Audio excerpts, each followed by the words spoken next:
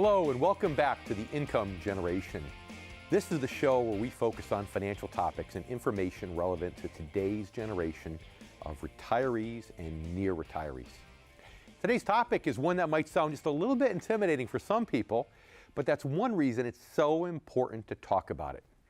Today's show is about details and the importance of details when it comes to saving and investing. Now, that may sound a little bit obvious at first, but in my experience, even investors who understand that details are important can still get into trouble by not focusing on the right details. In other words, it isn't enough just to agree with the concept.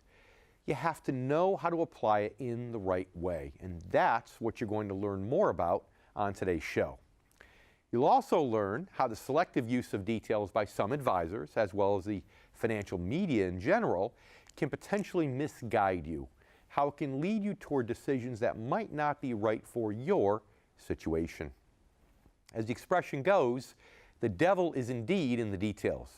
So it's important to keep that in mind.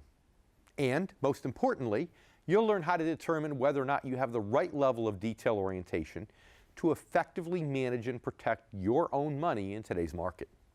If not, you'll also learn how to determine whether your advisor is detail-oriented enough to help you make these best decisions. This process takes some research and honest self-analysis, and you'll learn all about it on today's show.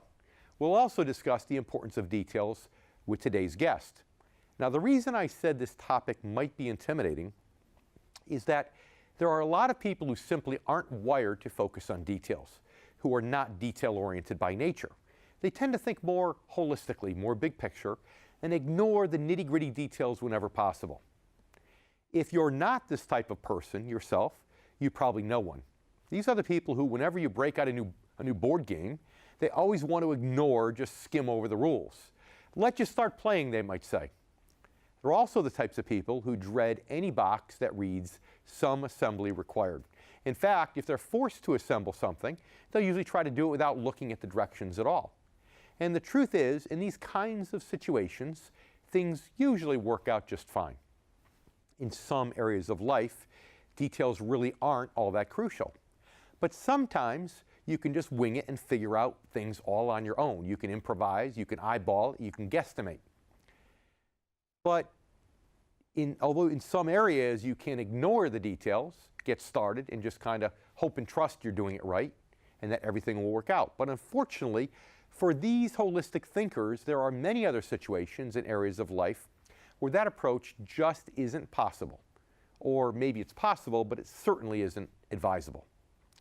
The difference, of course, with these kinds of situations is that the stakes are usually higher. It's one thing to play a board game wrong or build a bookshelf incorrectly.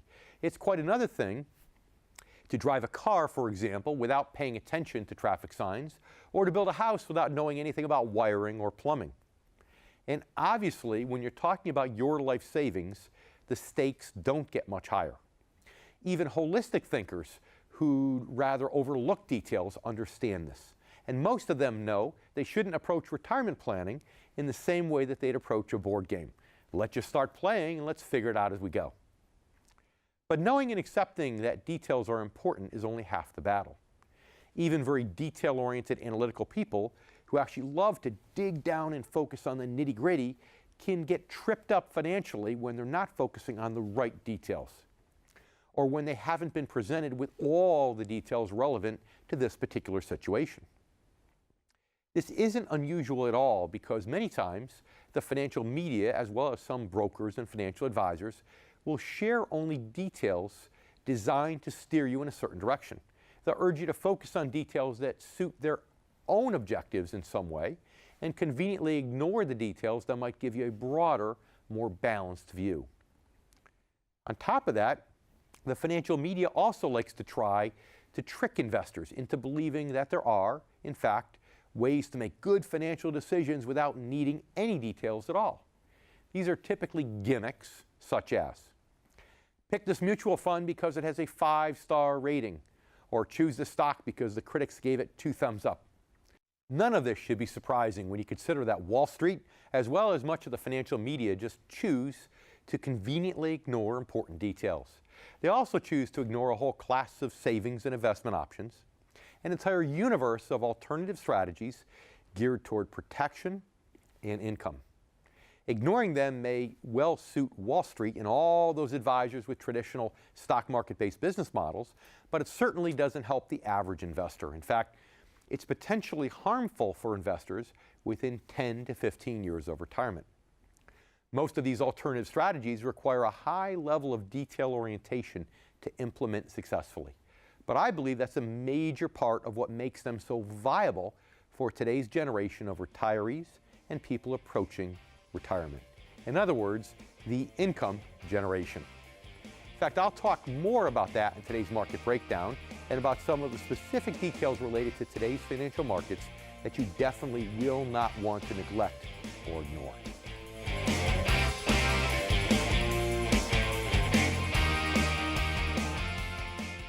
This is fun. This is great. 3, 2, 1. But I'd like to take a few seconds and tell you why I decided to write the book entitled Return on Principal. Basically, it all boils down to this. Let's face it, you deserve to live a happy retirement. It's as simple as that. But for many, the subject of money, finance, and math is complicated. Here's a fun fact. Many Americans claim that they'd much rather clean a toilet than calculate a tip in a restaurant. Thank you, I guess. But it doesn't have to be that complicated. Using the 7 core values I outline in my book, you too will be able to build a life based upon the right core principles. Cut. Return on Principal isn't just a book about financial investing, it's about investing in your life. I know for a fact that you're going to love it. Okay, now it's just getting a little weird here.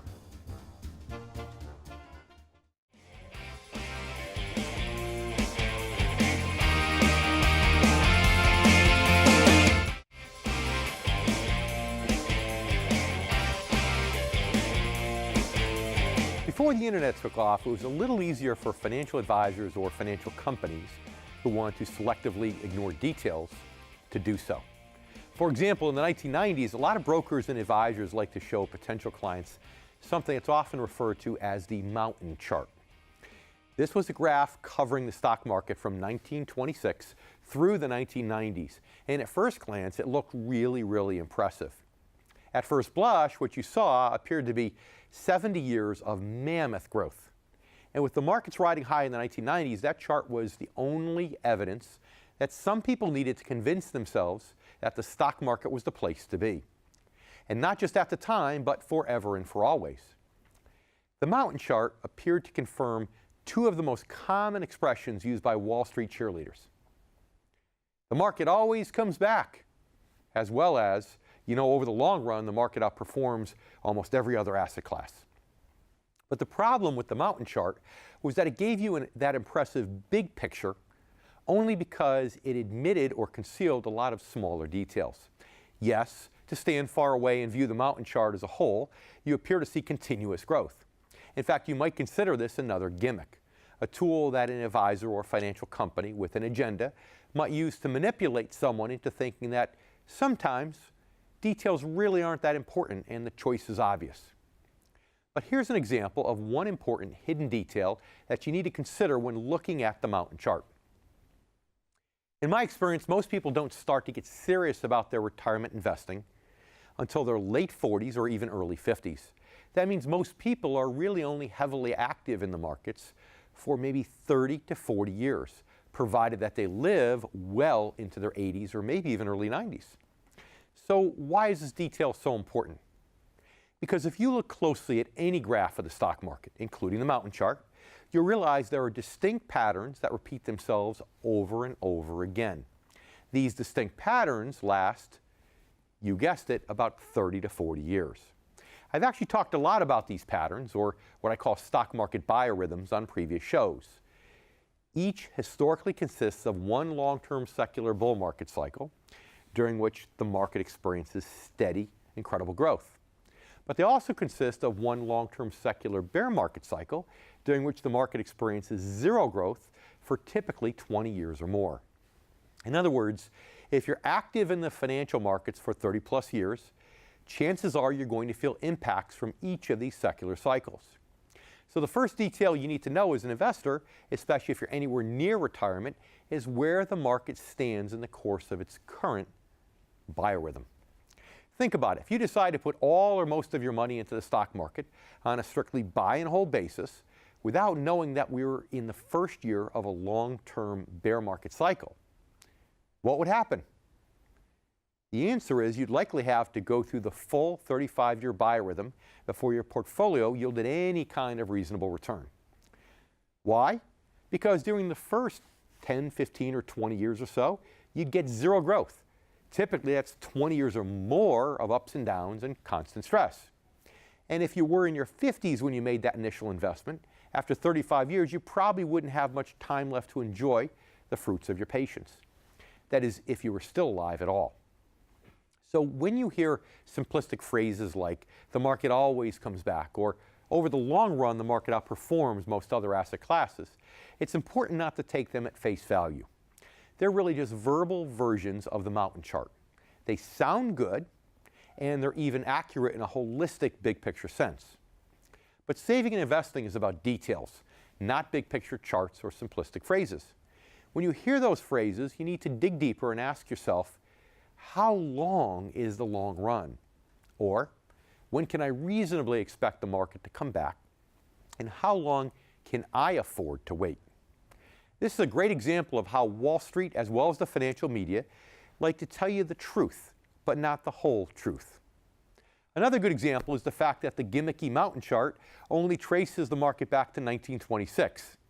It conveniently hides the fact that the stock market actually goes back more than 200 years, and that these 30 to 40-year biorhythms have been repeating themselves consistently for all that time.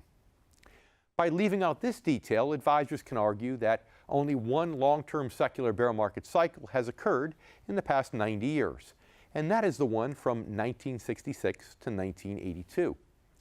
They can and often do dismiss the bear market from 1929 to 1954 as a freak occurrence. Why?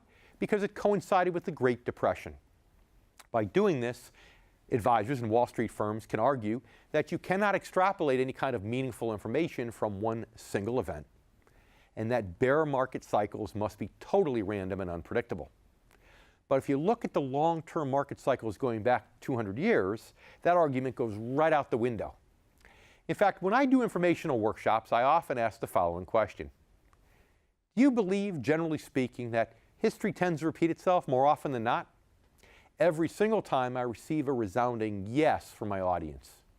And the fact is, a close-up look at the details of stock market history offers some compelling evidence that this well-known concept is, in fact, true.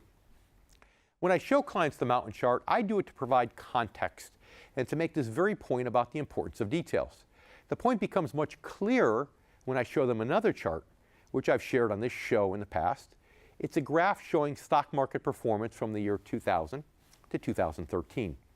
In fact, it doesn't look like a rising mountain at all. It basically looks like a big W. Obviously, that's because it tracks the market slide of nearly 50% that occurred from 2000 to 2003, followed by a rebound that took about 4 years. Then it tracks the 57% market downturn that occurred from 2007 to 2009 during the financial crisis and subsequent rise to its previous peak. In other words, this chart actually illustrates how the market experienced zero net growth from 2000 to 2013. Now, since 2013, the market has risen. That's true. But it's not the whole truth. The whole truth, the important detail, is that according to history, this long-term secular bear market cycle likely is not over yet. That becomes apparent when I compare my big W graph to charts that track other long-term secular bear market cycles of the past.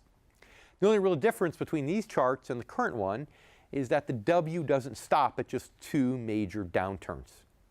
There's always at least a third major drop, sometimes 4, 5, or 6, meaning that each of these previous long-term bear market cycles experienced more than just 2 major drops.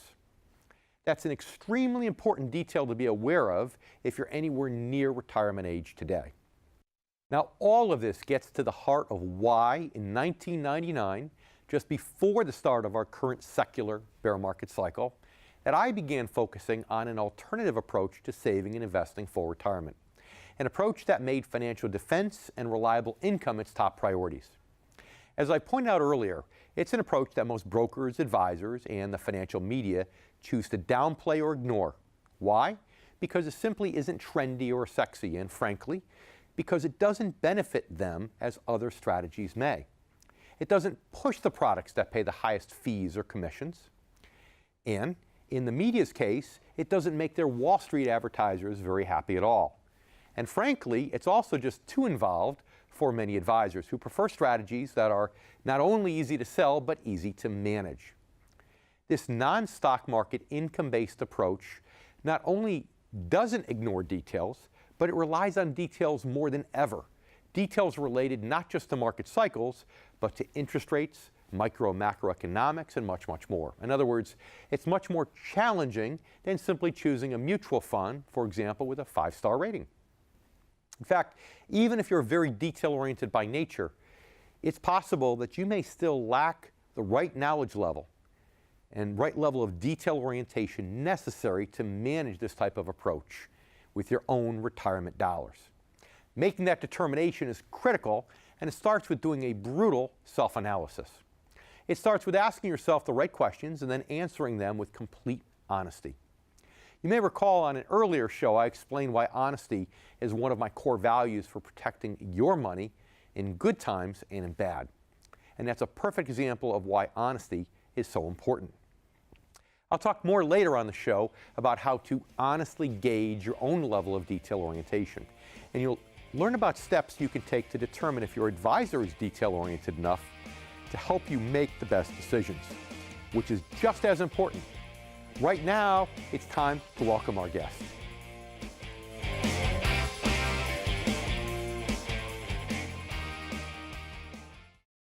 If you're near or in retirement, head over to theincomegeneration.com and download your special report written specifically for the needs of the income generation, again, those born before 1966.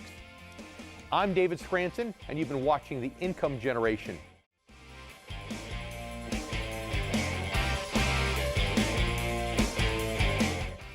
My guest today is David Cunic. David is a successful physical therapist and personal trainer. He's highly educated, experienced in sports medicine, orthopedics, and manual therapy, and he's worked with professional and Olympic sports teams alike. One of his unique strengths is his ability to relate to his patients, the result of undergoing physical therapy himself for several years. David is CEO of Pazoo Incorporated, which is a company focused on health, wellness, and safety. David, welcome to the show. Thank you for having me today. Our theme on today's show, of course, is detail orientation, which is one of the core values in my upcoming book entitled Return on Principle, which is actually coming out in September later this year. Detail orientation is a value that I don't think people really understand. Now, much of your career has been helping athletes, A-type personalities, and sports figures. So my question is, it seems to me that physical therapy is sometimes grueling, but never something where you can cut corners or skip over important or those painful parts of recovery. Can you talk just a little bit about how noticing details helped you in assessing patients' needs in the first place? Of course, that's a great question. You talked about detail orientation, and one of the biggest things when it comes to athletes, whether it's a high school athlete, Division I athlete, or a professional athlete, is that actually everyone has a different type of personality. A lot of the type A personalities you see out there are really for the superstars. What's really interesting is that when you look at someone's personality, that's going to kind of determine how you're going to really give them the proper type of treatment plan. Overall, when you're talking to a high-level athlete, if they're bending their knee an extra 10 or 15 degrees, that could be the issue from them having pain to having no pain on really performing that activity at hand. And those are the type of details you really need to look at. You also need to take into consideration the details of the type of shoes that they're wearing, or cleat, the type of playing surface, grass versus AstroTurf. And there's all different factors. So what I always tell people is when it comes to really treating a patient and really looking at the details, it's actually looking at the overall big picture, which is sometimes we forget to do a lot. And if you look at the overall big picture and look at all the extrinsic factors as well as intrinsic factors that come into hand, it's going to get you the best treatment plan for this type of patient. It's interesting. About 4 years ago, I had a hip replacement, total hip replacement. And I was surprised because my doctor, my orthopedic surgeon, had known my background as a bodybuilder, teenage bodybuilding champion, and he knew my sense of self-discipline and detail orientation. And he told me not to even go to physical therapy. He just gave me the exercises. He said, go ahead and do them at home. I know you're going to do them to the nth most degree. And the end result is it went well. I mean, today I can go out, I can jog, and as if nothing ever happened. Is that what started this for you, is your own personal experiences as being a physical therapy patient? Pretty much. I mean, pretty much in the grand scheme of things, I was in a major accident my freshman year of high school. I was a high-level basketball player. I shattered my leg, and I'm getting 2 reconstructive knee surgeries in high school, and went to high school for a little bit actually in a wheelchair. And I am a product of a bad physical therapist. You know, I was a product of someone who didn't look at all the extrinsic factors. You know, I'm not the regular John Doe person. You know, I want to do more than just be able to walk and to be able to do activities of daily living. And I will say, David, that you are one of the few fortunate ones if you didn't go to physical therapy after your hip surgery. Because one of the biggest things we tell people all the time is, what does a surgeon do? Surgery. What does a physical therapist do? Therapy. And exactly. And in the grand scheme of things, when you're really looking at taking care of that patient and looking at those details, we tell patients all the time, you just got operated on. Even if the doctor says don't get physical therapy, come on in for a few weeks, okay? You're not an expert. When you have a problem with your taxes, what do you go to? You go to an accountant. You got a problem with the law? Where do you go to? A lawyer. You got a problem on rehabbing your body? Don't take care of it yourself. Go to your local physical therapist, get some advice, get someone else's perspective, because you know what, in the grand scheme of things, even if they only give you a few things to do, a few pointers, you want that expert advice. So it sounds like the bad outcome that you, or less than desirable outcome that you had incurred with your knee injury wasn't because you weren't detail-oriented enough to do the work, because you were a high-level athlete at that point. But it was almost as if your physical therapist wasn't detail-oriented enough to read you as a person, to know that your desires were more than just to walk normally again, and didn't react accordingly. Is that what I'm hearing? You're absolutely correct on that, David. And you hit the nail on the head on that. And that's really what got me first involved in this field. On top of that, going back to really looking at the details and being detail-oriented, is that here I am in high school, what do I want to be with my life? What do I want to go to college for? And it was, look at physical therapy. You have acute care, subacute care, outpatient orthopedics. You can work in a school system. You can always kind of redefine your career, but also more importantly, it's in the details. The medical field's always constantly changing. There's always new ways and better ways to kind of treat and heal the human body. Yeah, that's a great point. I remember I had a doctor that was really good. I actually tore a bicep, and it was after I had finished my bodybuilding career. I was thinking about making a comeback, and he actually told me honestly, he says, I would not repair the tear if I were you, but if you're ever going to compete again, you better do it. And I think I had about 3 days at that point to make that decision, and I decided I was going to push it aside. I'm not going back to it. And that was an example of kind of the opposite of your experience, where the person was able to at least give me the information I needed to make the decision. And I'm sure it sounds like that's what you teach other physical therapists in your training. Yeah, you're absolutely correct on that. And part of our medical code of ethics is to empower people with knowledge, to give them the information, okay? As a medical provider, we have to give so many different levels and so many different scenarios on what you want to do and what you don't want to do. One of the biggest things I especially tell men is it's all in moderation, okay? You need to decide what your end game is. Do you want a quick Band-Aid so you can go play in the game? That's in 2 days, but you're still going to be injured and you're still going to be hurt. Or do you want to take a step back, maybe get a surgery done, maybe do 6 to 8 weeks of therapy, so forth and so on. You need to look at all those small different details and also look at all the different scenarios to get you back to what you're comfortable with. That's great advice. Listen, we need to take a quick break right now.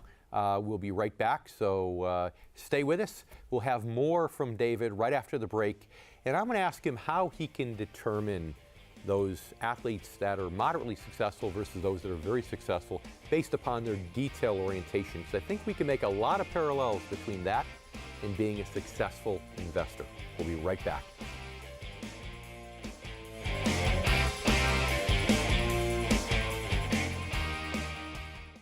Read David J. Scranton's groundbreaking new book, Return on Principle, 7 Core Values to Help Protect Your Money in Good Times and Bad. Discover practical solutions to the financial challenges facing today's generation of retirees and near retirees. David Scranton's approach to financial planning is a holistic system designed for maximum protection, strategic growth, and reliable income regardless of market conditions. Available now.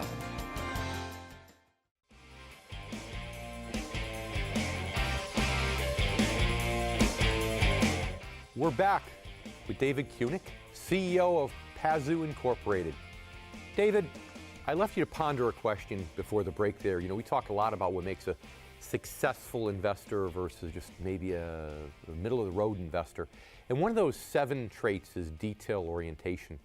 Tell me, when you're looking at an athlete and you're looking at their level of focus and detail orientation on physical therapy and recovery and doing all the exercises, have you found any correlation between their success as a patient and their success as an athlete? Or are those sometimes separate things? It's kind of a trick question, and it's a trick question because it's all about the age of the patient. Okay, this is a high school athlete who is one of the top athletes of the state or of the region. Okay, what's your end game? What's your goal? What's your plan if you don't go pro? Okay, and those are the details you need to look at.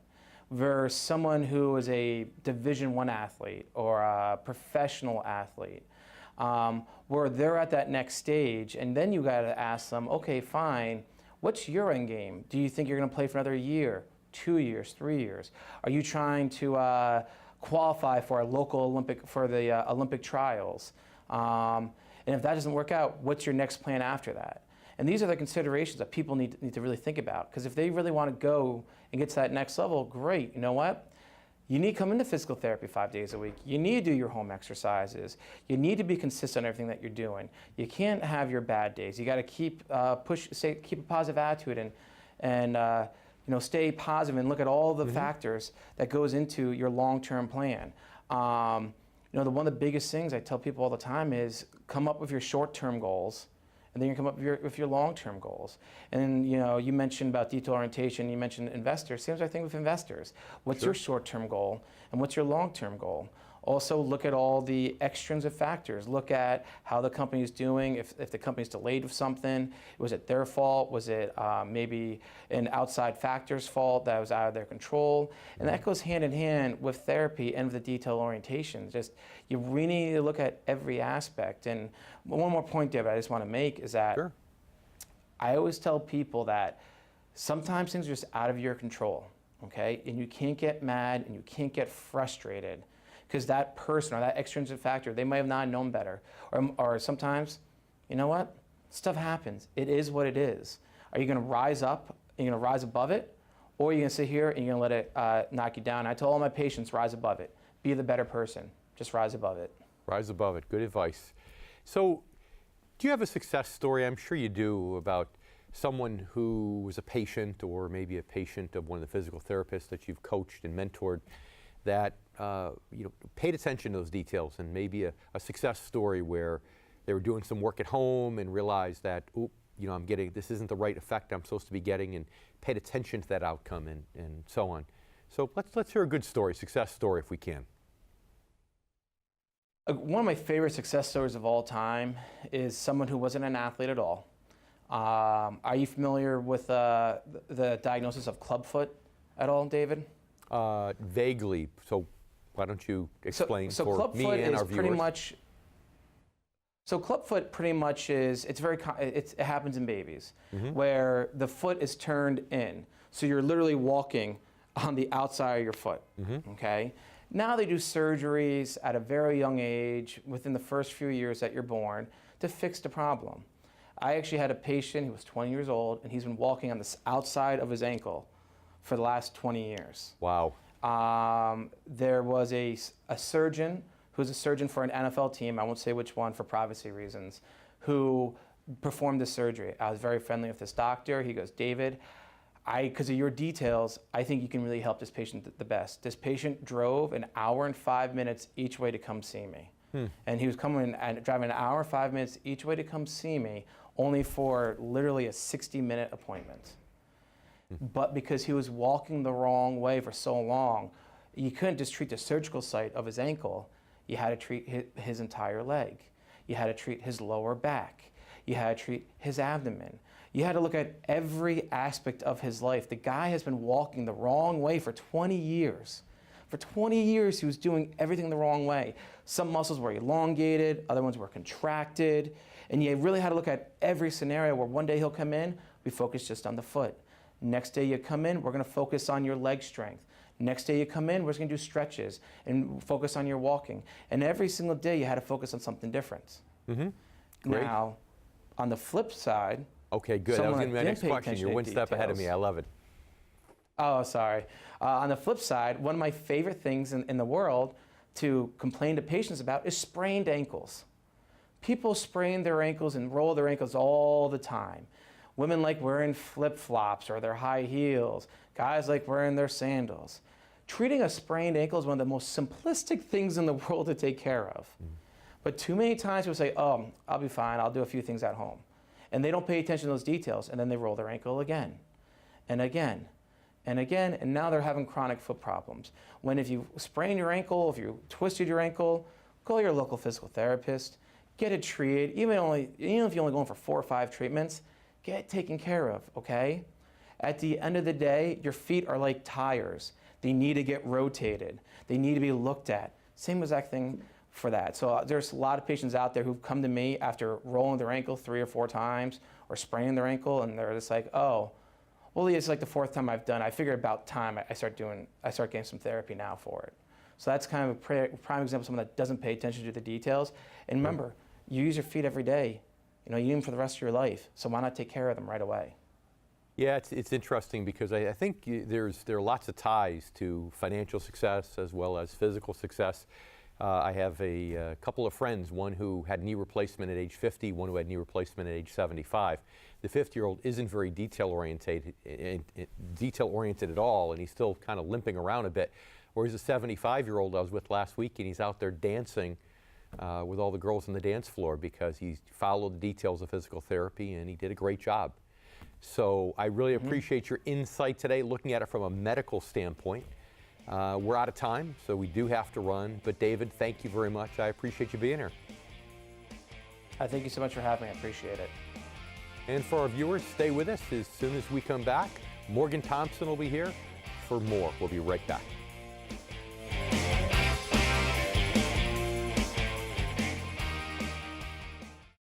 If you're not using someone who's well-trained in fixed income and you're born before 1966, it may just be time for you to break up with that advisor and move on. I would suggest someone who will care for you through these important years of your life. If you need help finding someone, call or write us. I'd also like to remind you of the special report entitled The Income Generation. This is available free to you, our loyal viewers, online. If you haven't downloaded your report, pick it up after the show.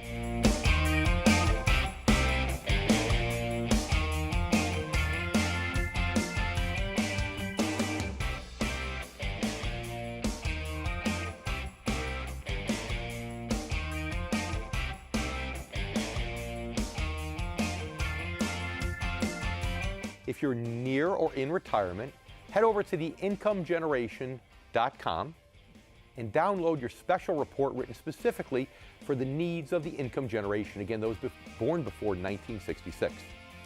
I'm David Scranton, and you've been watching The Income Generation.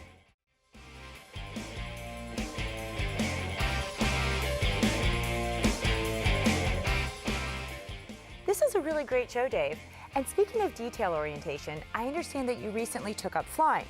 Now, I would imagine that being a pilot is another area in life where detail orientation is critical. I could never have imagined that I would require more detail orientation in anything other than fixed income analysis, investment management. But I think I did indeed find that one thing. You know, it's true. You talked about it earlier. Details matter the most when the stakes are the highest. And that's whether it's your life savings or, in the case of being a pilot, your actual life. That's right. You show me a pilot who's not detail-oriented, and I'll show you a pilot that better darn well have his will made out. Very true. But in terms of detail orientation as it relates to investing, I know you have a big section devoted to this in your book, the upcoming book, Return on Principal. Can you tell us a little bit more about that? Yeah, it's, as we call it, one of the 7 core values to keep your money protected and safe in good times as well as bad. Okay. And you mentioned a couple of times today the importance of determining whether you personally are detail-oriented enough to effectively manage your money in today's market, especially if you're using this kind of highly detailed strategic approach. Yeah, we talk a lot in the book about being brutally honest with yourself. You know, not just blowing smoke up your own bum, as I like to say, but look in the mirror and saying, do I really have what it takes? Do I really have the detail orientation or not? And if not, does my advisor have the detail orientation? And it is so important. So let's talk about these one by one. And the first question you should ask yourself is, when did you notice your investment accounts dropping in value during the financial crisis? Well, it's a little bit of a trick question because hopefully people are detail oriented, that they're watching their statements almost daily. They're at least looking and monitoring their accounts. Now, I shouldn't say it that way because you really don't have to monitor your accounts daily. But when you see the news headlines that say that the stock market is plummeting, hopefully that would cause somebody to look it up pretty quickly. If instead somebody said, well, you know, at the end of the first month, I noticed it dropping. Well, that's not such a good sign because there was a delayed reaction, or even worse, gee, at the end of the year, I got my year-end statement, I finally noticed it dropping. The key here isn't necessarily to be obsessive compulsive and looking at the statement every single day. That's what day traders do, and you shouldn't have to do that. But the key is that when you see news headlines that show that something is changing dramatically, to have the detail orientation, to pull up that statement and look at it almost immediately. And really stay on top of it. That's right. Okay, so the next question is a two-parter. Have you ever bought a stock tip or mutual fund based on a tip from a friend or family member without reviewing the research or the reports? Or have you bought an investment based on a star rating system? Yeah, it's kind of one and the same. You know, a lot of people buy investments based upon a tip. I got a tip from my brother, I got a tip from my cousin, I got a tip from my uncle. And I guess that's okay if you then went ahead and did your due diligence and determined that that tip actually made sense. Okay. Same thing is true with mutual funds. A lot of people buy mutual funds based upon, for example, a star rating. And you know, if you look at the star rating as a first filtering device to narrow down your choices, it's okay providing you then follow it up with all the due diligence that you need to do to look at the details and make sure that that 5-star rated fund is really good for you and your goals and objectives. Okay. And next question is, how do you or did you make allocation decisions on your 401k, 403b, or 457 plan investments? Do you pull research reports on a regular basis, or do you simply look at the previous quarter's documents to make your decisions, or do you not pay attention at all to the relative performance between the funds? Well, this is interesting. This is kind of like the conversation about taking a tip from an uncle or a cousin or a brother. Sometimes you just take a tip from a fellow employee, which could be even worse. A lot of times how people make their allocation decisions in these types of plans is they're on a lunch break and they're talking to the person next to them and, well, what'd you switch to? Oh, we did. Okay, well, maybe I'll do the same. And again, that's okay if you get the advice from someone at work that you feel is in the know, that maybe has done his or her own research. But then you don't just take it at face value, you then go home and do the research yourself. Most of the time these options, of course, are mutual funds, which means you need to look at statistics well beyond some of the basics when choosing mutual funds in your portfolio, 401k, 403b, etc. Okay, so do your due diligence. That's right, be detail oriented. Well, we're going to take a break right now, but don't go anywhere because when we return, we're going to come up with questions to ask your advisor to determine their detail orientation.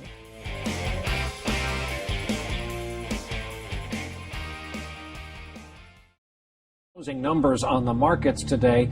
At one point, the market fell as if down a well, over 700 points. Apple shares are just getting hammered this morning. We're down by between 3 and 4.5% generally across these markets. Let's talk about the speed with which we are watching this market deteriorate. We're red everywhere, essentially, down by 4-5%. We're down over 16%. Dow at the same time has fallen about 18%. The stock market is now down 21%. Because we're now down 43%. What in the world is happening on Wall Street? Finally, there is an alternative. Read David J. Scranton's groundbreaking new book, Return on Principle: 7 Core Values to Help Protect Your Money in Good Times and Bad. Discover practical solutions to the financial challenges facing today's generation of retirees and near retirees. Learn the truth about Wall Street, the financial media, and the secrets they try to hide from everyday investors. This isn't just another book about investing. Working Americans who have lived through 2 major stock market crashes and the worst financial crisis since the Great Depression in the past 16 years don't need another book about investing. David Scranton's approach to financial planning is a holistic system designed for maximum protection, strategic growth, and reliable income regardless of market conditions. Stop planning for retirement with your fingers crossed. Plan with confidence, knowledge, and peace of mind. Read Return on Principle: 7 Core Values to Help Protect Your Money in Good Times and Bad. Available now.